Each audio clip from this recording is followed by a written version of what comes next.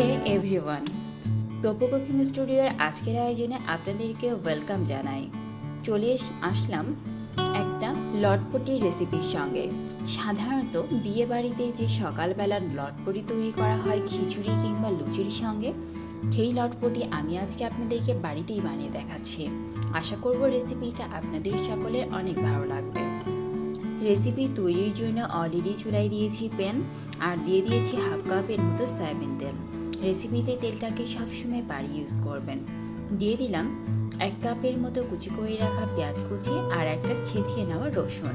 সবসময় কিন্তু রেসিপিতে পেঁয়াজটা এবং তেলটাকে বাড়িয়ে দিতে হয়, কারণ রেসিপিটা আমরা সাধারণত যেভাবে মাংস রান্না করি ঠিক সেই প্রসেসেই তৈরি করব। দিয়ে দিচ্ছি স্বাদ মতো লবণ দিয়ে খুব ভালো মতো পেঁয়াজটাকে কুক করতে শুরু করেছি। প্রথম অবস্থায় যদি লবণ দেন তাহলে খুব দ্রুতই কিন্তু পেঁয়াজটা নরম হয়ে যাবে। পেঁয়াজটাকে নরম করে নেওয়ার পর দিয়ে দিচ্ছি 1 টেবিল চামচের মতো মরিচের গুঁড়া, সামান্য হলুদ গুঁড়া। রেসিপিতে সবসময় ঝালটা আপনার স্বাদ মতো বাড়িয়ে দেবেন। দিয়ে দিচ্ছি স্বাদ মতো লবণ। দিয়ে দিলাম হাফ চামচের মতো জিরার গুঁড়া, দিয়ে দিচ্ছি হাফ চামচ ধনিয়ার গুঁড়া। যেহেতু সব গুঁড়া মশলা ইউজ করলাম এই জন্য 1/4 কাপের মতো কিছুটা পানি ইউজ করলাম। পানি দিলে কিন্তু গুঁড়া মশলা অতি সহজে মিক্সড হয়ে যাবে আর অতি সহজে আমি মশলাটাকে কষিয়ে নিতে পারবো। এখন এই প্রসেসে মশলাটাকে কষাতে শুরু করেছি। ঢাকা দিয়ে দিচ্ছি যাতে মশলা কষানো হয়ে যায়। ফিরে আসলাম মিনিমাম 5-7 মিনিট পর। দেখুন আমার মশলা থেকে পানি আর তেলটা সেপারেট হয়ে গেছে। ঠিক এই প্রসেসে বুঝে নিতে হবে যে আমার মশলাটা কষানো হয়ে গেছে। তারপর এর মধ্যে অ্যাড করলাম মুরগির কলিজা, গিলা, গলা, মুরগির যে বেঁচে যাওয়া অংশগুলো আছে সেই অংশগুলোকে।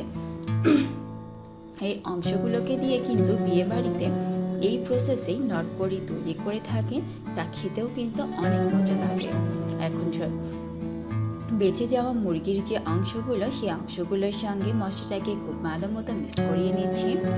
এখন কিছুক্ষণ কষিয়ে নেওয়ার পর দিয়ে দিলাম 1/4 কাপের মতো পানি এই জন্যই দিচ্ছি যাতে অতি সহজে আমার মুরগির যে মাংসগুলো আছে সিদ্ধ হয়ে যায়।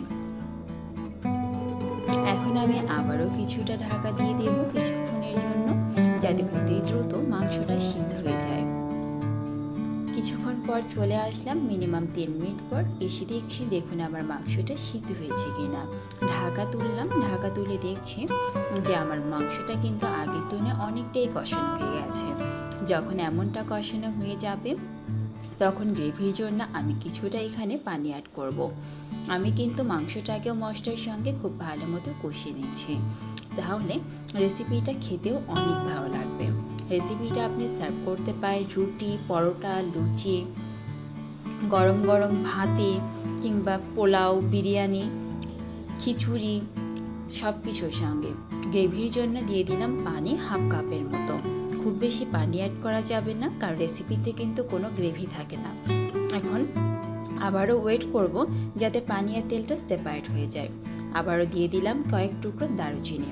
আপনি চাইলে দারুচিনি বাটাও অ্যাড করতে পারেন, তবে আমি গোটা দারুচিনি অ্যাড করলাম। আবারও 5-7 মিনিট টাইম নিয়ে রেসিপিটাকে ফুটিয়ে নিচ্ছি। যখন আমার রেসিপি থেকে পানি আর তেলটা একদমই সেপারেট হয়ে যাবে ঠিক সেই প্রসেসে রেসিপিটাকে আমি সার্ভিং বলে নামিয়ে নিচ্ছি। দেখুন আমার রেসিপি থেকে পানি আর তেলটা একদমই সেপারেট হয়ে গেছে। আমার রেসিপিটা কিন্তু এখন অলরেডি ডান। আমি এখন রেসিপিটাকে নামিয়ে নেব। আশা করব আমার আজকের এই রেসিপিটা আপনাদের ভালো লেগেছে। এই রেসিপিটা আপনি বাড়িতে বানিয়ে খেতে পারেন, এমনকি আপনার বাড়ি গেস্ট আসলেও তাকেও বানিয়ে খাওয়াতে পারেন। যদি রেসিপিটা আপনাদের সত্যিই ভালো লেগে থাকে তাহলে অবশ্যই আমার চ্যানেলটাকে সাবস্ক্রাইব করবেন আর আমাকে কাজ করার উৎসাহ আরও বাড়িয়ে দেবেন। আজকের মতো এখানে বিদায় নিচ্ছি। আগামীকাল দেখা হবে আবারও অন্য কোনো রেসিপির সঙ্গে। সবাই ভালো থাকবেন, সুস্থ থাকবেন।